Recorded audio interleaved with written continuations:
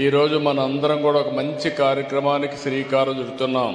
మన సమావేశమే ఒక మంచి కార్యక్రమం కోసం. గట్టిగా చెప్పాలి. నేను డ్రగ్స్ అంటే ఏం చెప్తారు? డ్రగ్స్, డ్రగ్స్, గంజాయి, గంజాయి.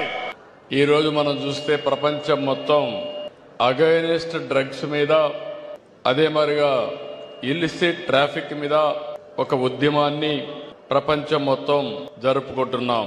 1987లో ఐక్యరాజ్య సమితి జూన్ 26ని డ్రగ్ వ్యతిరేక దినంగా నిర్వహించుకోవాలని నిర్ణయించారు.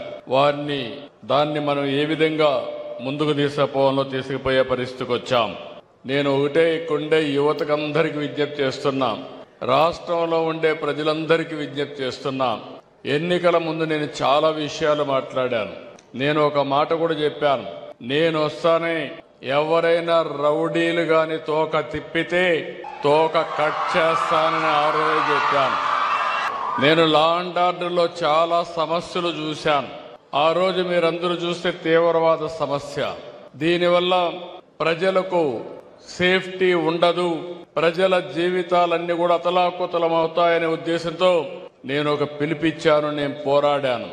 ఇంకొక పక్క రాయలసీమలో ముఠా కక్షలు కుటుంబాల్ని పూర్తిగా హతమార్చే పరిస్థితి.